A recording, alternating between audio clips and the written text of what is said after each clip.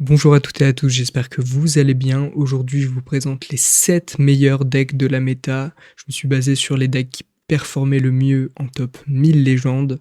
Passons tout de suite à la présentation des decks.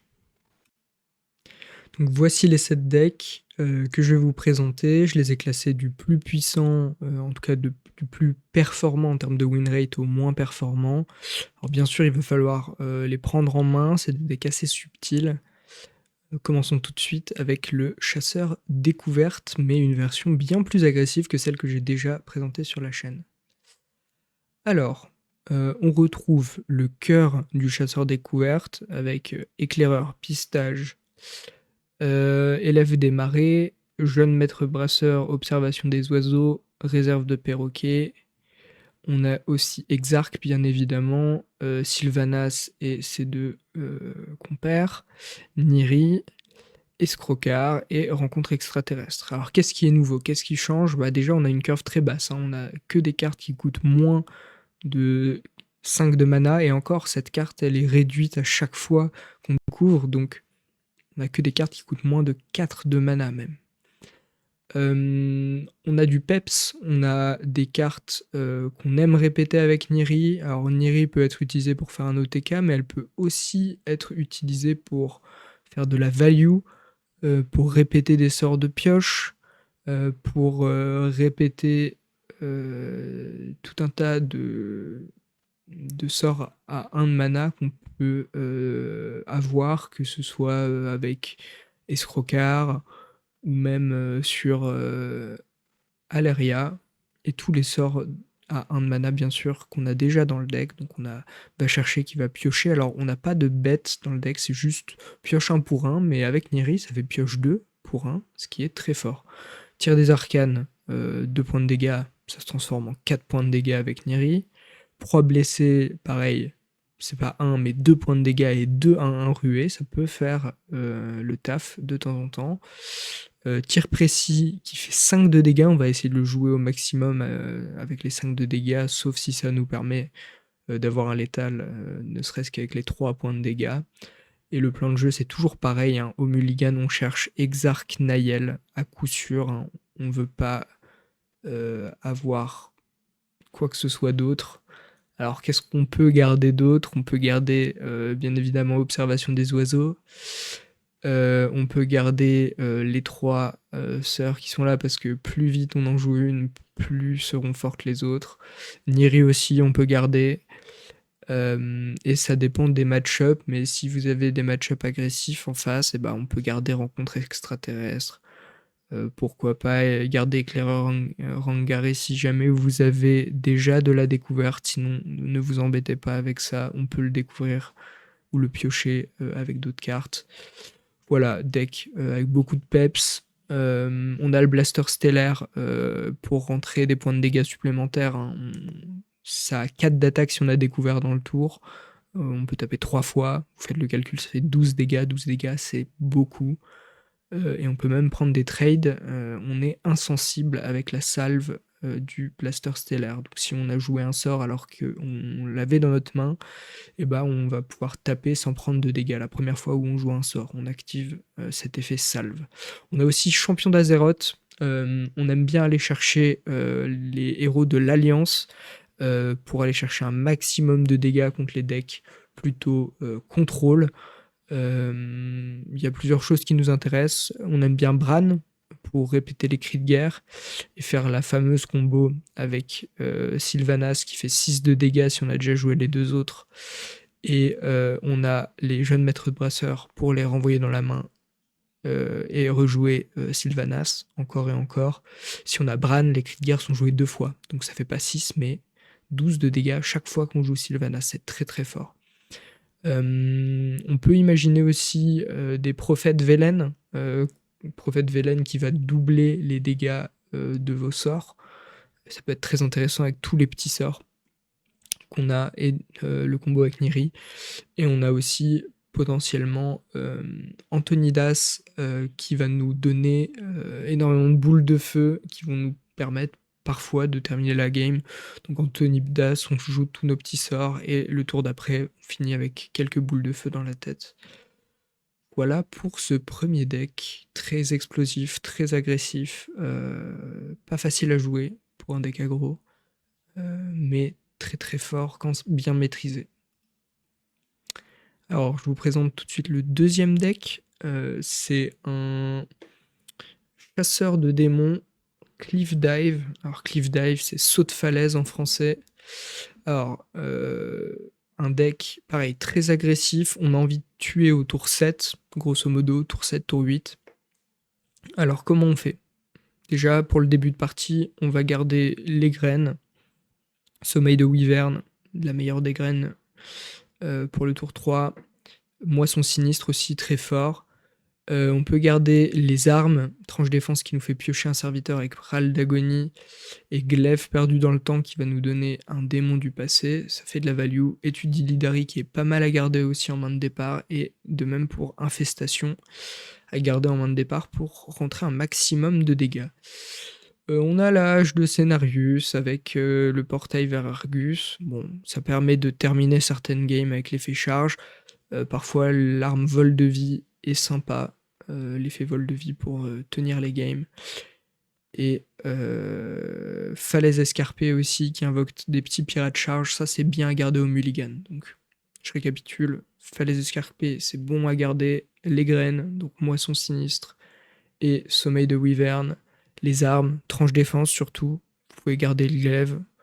Mais glaive rend plus de dégâts, mais Tranche Défense vous fait piocher. Et on aime aussi Infestation. Étude d'Illidari, pourquoi pas. Donc avec tout ça, on rentre beaucoup de dégâts. Et c'est quoi le plan de jeu concrètement? On a Entourloupeuse fait pour piocher un sort qui coûte 5 cristaux ou plus. On n'en a qu'un seul, c'est le saut de falaise. Et donc dès qu'on est tour 7, on joue le fameux saut de falaise. Ça invoque 2 serviteurs de notre deck, ça leur donne ruée. Donc bien évidemment, on essaie d'avoir une arme en place, c'est pour ça qu'il y a autant d'armes. Et comme ça, si on a des inquisiteurs, on tape dans la tête, 8 dégâts par inquisiteur.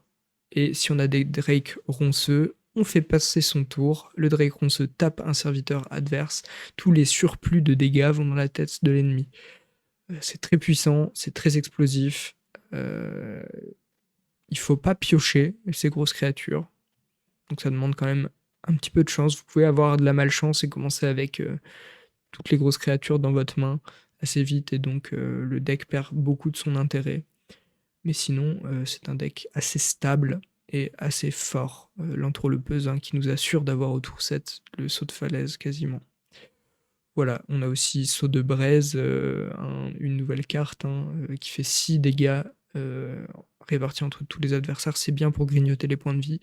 Plus ils sont low en HP, moins ils ont de vie au tour 7, plus ce sera simple de terminer avec les deux autres. Donc vraiment un deck de bourrin, on met dans la tête, on essaye de maximiser les dégâts tout en ayant le saut de falaise, et tour 7, saut de falaise, on finit la partie. Deck suivant, donc troisième meilleur deck, le Guerrier Dragon. Guerrier Dragon, très très bon aussi dans la méta. On a Dragonnet emballé. On a Sombre Chevaucheur qui se marie très bien avec les dragons. Colporteur de pétales, qui est un autre dragon. Dragonnet du vol infini. Animatrice de stade. Aile de l'effroi tourmenté. Naralex qui fait que nos gros dragons, enfin nos dragons, coûtent moins cher pour le premier du tour, coûte seulement 1 cristal, et du coup on a le grand Dracorex, les Wyrms du pic venteux et Friraka qui peuvent être joués grâce à Naralex pour pas cher. Voilà, c'est un deck autour de la synergie dragon. Au mulligan, je vous conseille de garder Dragonnet emballé, très très puissant, très très fort. Sombre Chevaucheur aussi, si vous avez un autre dragon en main, c'est très fort. Et Profondeur Sanguine, c'est très intéressant aussi. On a également Tailleur de Pierre pour booster vos créatures si elles sont blessées, d'autant plus qu'avec les Profondeurs Sanguines, ça facilite le travail. On a Élise, qui est très forte, bien sûr, toujours très fort dans tous les decks.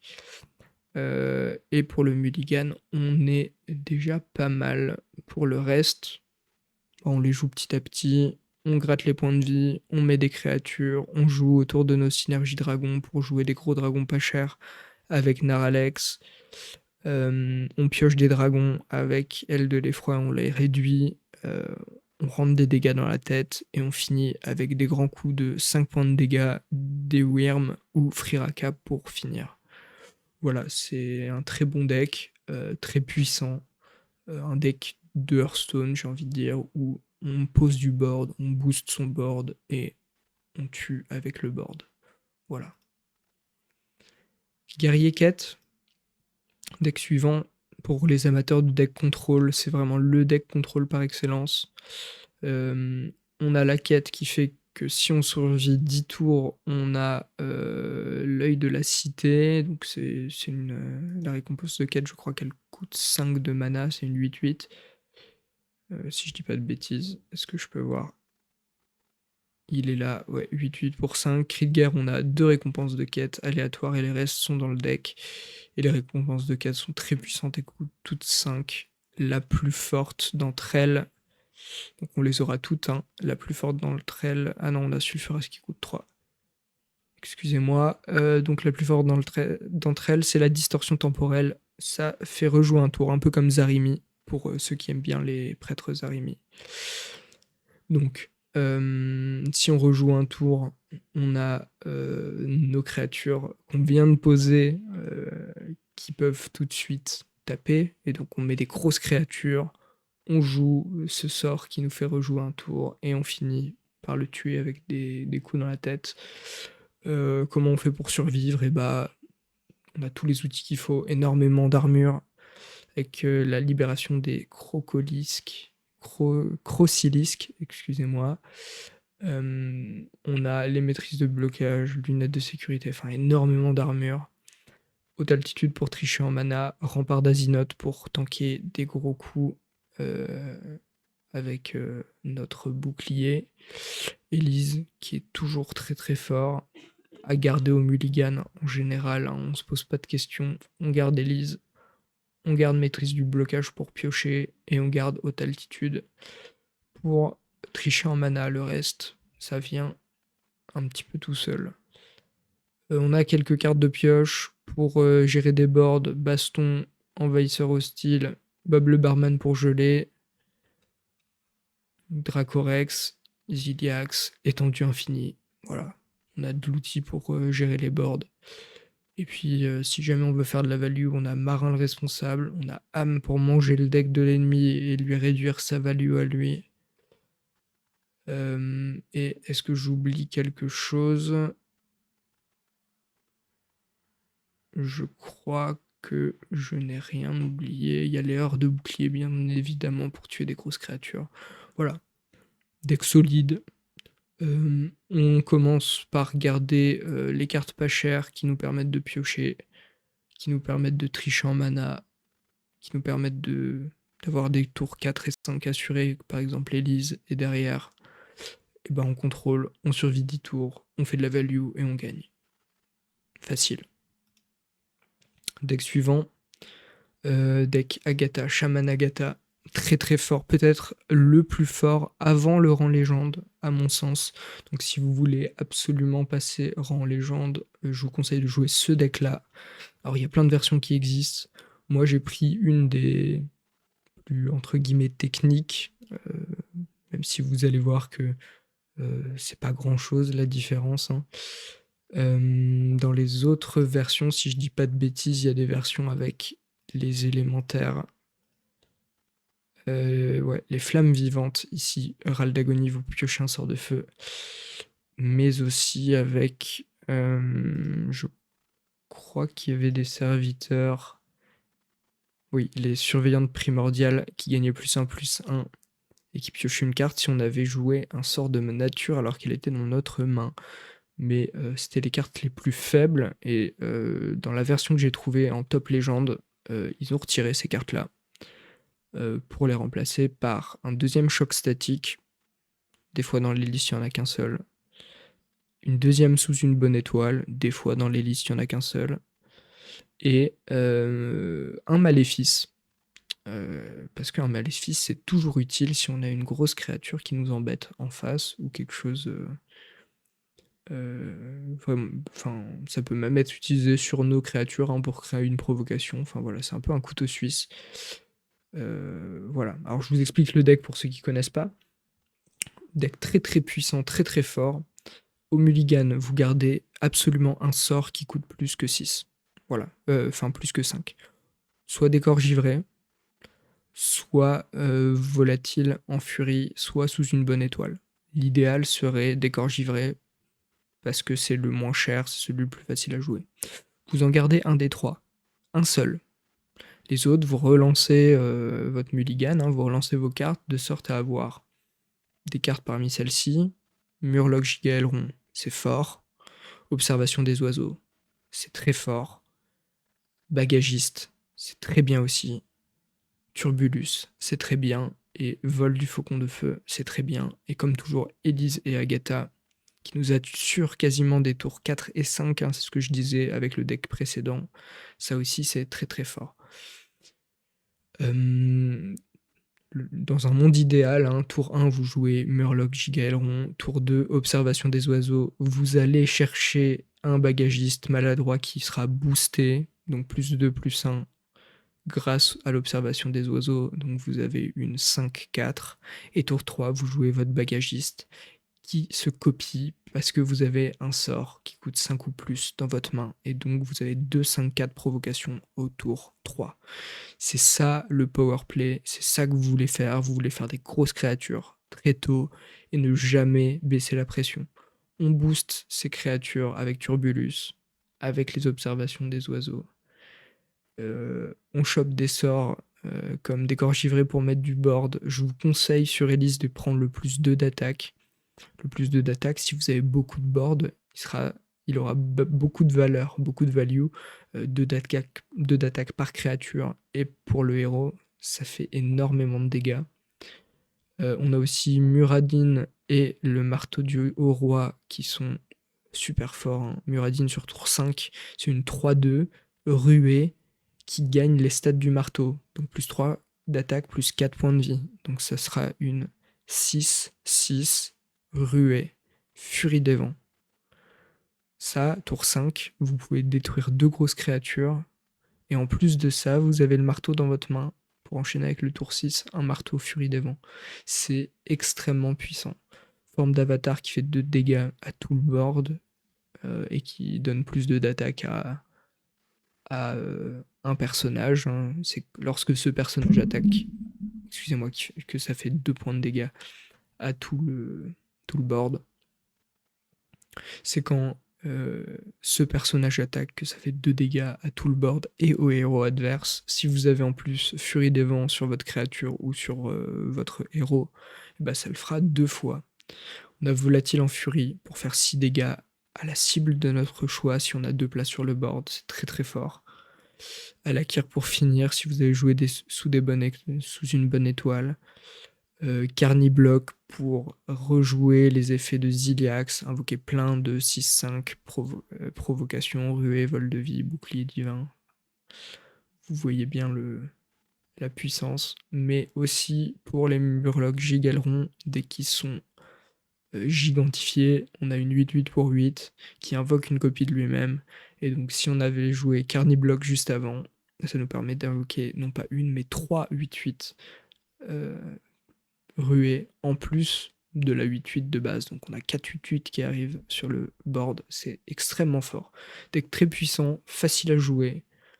Contre les decks aggro, on garde choc statique, on peut garder livre animé, mais sinon on garde surtout Murloc Gigaelron, observation des oiseaux, bagagiste. Et puis un sort qui coûte 5 ou plus, pourquoi pas, ces deux-là aussi qui sont très très fortes. Voilà. Deck suivant, Chevalier de la Mort, contrôle. Alors ça c'est un vieux deck, hein. Y en a qui le connaissent par cœur déjà. Je le représente rapidement. C'est un deck contrôle, value, et vous gagnez à force d'essouffler l'adversaire. Meilleure carte à Elise, comme d'habitude. Vous gardez aussi colonie morbide pour mettre les fourmis au début, créature démente, maître chien, souffle contaminé, pourquoi pas, baron, pourquoi pas. Et voilà, les cartes à gagner, à garder, entre guillemets, c'est les moins chères, plus Elise. Le reste, bah, vous découvrez des cartes, vous faites de la value, vous contrôlez. On a explosion morbide pour tuer le board. On a 2 humus pour faire des dégâts et utiliser les cadavres. On a les ptérodactyles pour trade le board et se régénérer sa vie. Carcasse repoussante avec les sensus, c'est toujours très très fort. On peut tricher en mana avec Exarch qui utilise des cadavres plutôt que du mana, c'est très puissant. La value avec Marin et Chaladrasil, le géant qui coûte vite 0 mana parce que vous avez utilisé vos cadavres avec vos cartes, donc avec Deimous, avec pourquoi pas Colonie Morbide, et avec Exarch et Pterodactyle, c'est ça. On a Ziliax, on a Isera, voilà, deck très puissant. On met du board, on contrôle le board adverse, on se soigne, on gagne de la vie, des points de vie max avec les sensus, et on essouffle l'adversaire petit à petit, et nous, on triche en mana avec Exarch, et on fait des bêtises sur de la value avec Marin et Chaladrasil. Très fort, très puissant, mais pas grand chose de nouveau. Toujours un plaisir à jouer par contre. Pour finir, un de mes decks coup de cœur, celui que j'ai le plus joué récemment, je suis monté je pense durant Or 5, un truc comme ça, j'avais très peu joué cette saison, j'étais monté vite fait Or 5. Donc de Or 5 à Diamant 5, quasiment, j'ai joué, ou jusqu'à Diamant 6 à peu près, j'ai joué pratiquement que ce deck-là. J'ai eu pas mal de réussites. Ouais. Je pense j'ai dû faire quelque chose comme une petite dizaine de victoires pour 5 défaites. Je suis quasiment à 65% de win rate, je dirais. J'ai pas les stats parce que j'ai joué sur mon téléphone, mais si vous avez l'habitude de ce genre de deck et si vous aimez ce genre de deck, sauter sur l'occasion, c'est hyper cool à jouer. Alors, c'est voleur, moi c'est ma classe préférée. Toujours les mêmes choses en voleur. Déjà, on a Garona dans le deck, qui met le roi Lian dans le deck ennemi. Ce qui fait que l'adversaire déjà a un deck de 31 cartes. C'est un désavantage statistique sur le fait de piocher les bonnes cartes. Ça déjà, c'est un gros point fort. Nous, on n'a que 29 cartes, donc avantage pareil en termes de statistiques pour piocher les cartes que l'on veut.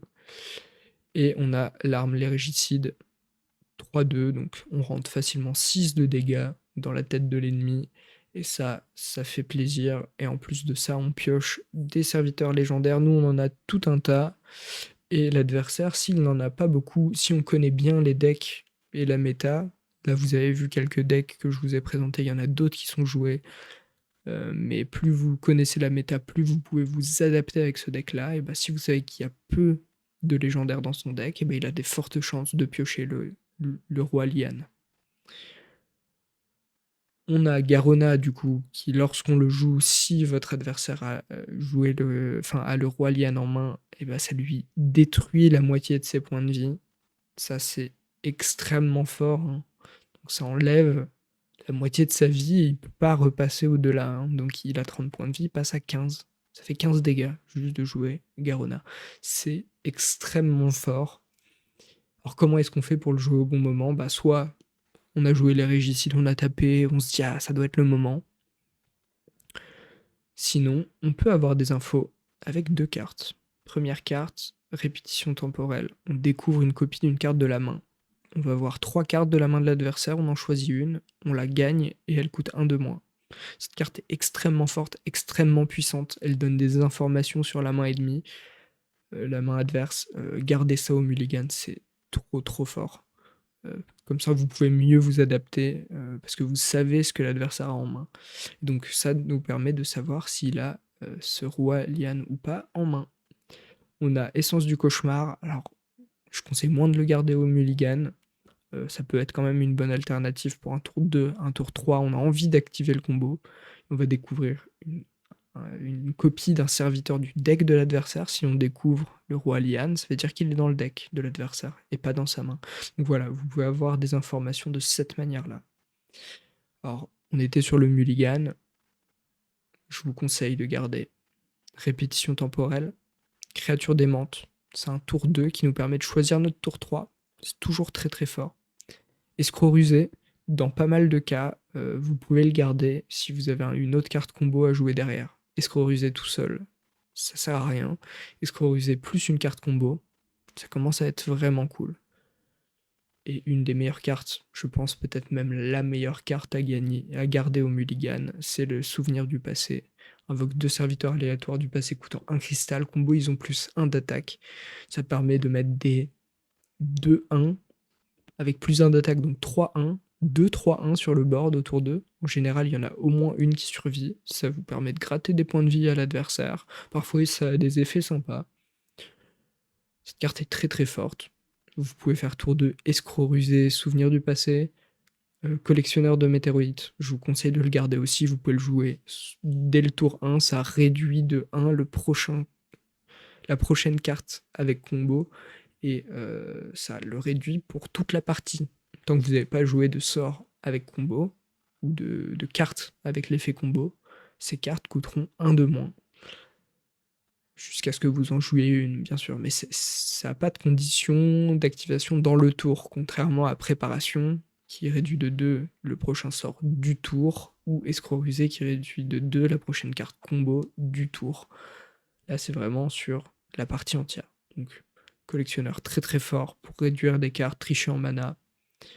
Je vous conseille de garder préparation si jamais vous avez déjà souvenir du passé, ou bien même achat douteux, hein, piocher 3 pour 2 de mana, c'est très très fort, et en plus détruire un serviteur avec le combo, c'est encore plus puissant. Elise, vous pouvez garder, c'est très fort, le reste, vous ne gardez pas, absolument pas. Mirex, ça sert à rien, c'est situationnel, on est content de le piocher parfois quand on n'a pas de tour 3, mais il faut pas compter dessus. Talgat, c'est plutôt fort pour gérer des boards, on aime bien son passif, d'accord, les serviteurs indemnes subissent le double de dégâts, il y a une 8-8 en face, vous tapez un truc à 4 d'attaque dedans, et ben ça lui fait 8 de dégâts si elle était indemne au début, donc très fort pour tuer des serviteurs. Escrocard pour jouer avec des amulettes et faire des bêtises. Chrono Amiral, alors c'est une carte où j'ai jusque-là sur je pense la quinzaine, vingtaine de games que j'ai dû faire avec le deck, c'est une des cartes qui m'a, je pense, le moins servi. C'est assez situationnel. Si vous avez rien à jouer au tour 5, vous pouvez le jouer. Et on est toujours très content de récupérer les pièces pour tricher en mana, vider sa main et bien sûr jouer celui qui donne son nom au deck à Shaman. En général, c'est comme ça que se déroule une partie, hein. Vous prenez le board au début, vous rentrez des dégâts. Avec Elise, vous faites des dégâts avec le plus 2 d'attaque. Encore une fois, c'est vraiment ce que je vous conseille de garder sur Elise, le plus 2 d'attaque, parce que vous allez avoir beaucoup de board. Et puis, à un moment, vous allez juste jouer à Shaman. Quand vous avez plus trop de cartes en main, vous allez gagner des copies des cartes qui sont dans le deck de l'adversaire, mais en plus, elles coûtent 3 cristaux de moins, et vous allez pouvoir faire des bêtises avec tout ça. Destitution pour invoquer une grosse carte, c'est aussi très fort, hein, et ça détruit un serviteur adverse. Voilà, on vole les cartes de l'adversaire, on peut faire des bêtises, c'est voleur. Aucune game ne se ressemble. C'est puissant, attention, il faut quand même avoir l'habitude de jouer ce genre de deck, sinon vous faites vite pas grand chose de vos tours. Mais moi c'est mon coup de cœur, et je pense que je vais jouer ce deck là et Shaman pour monter rang légende ce mois-ci.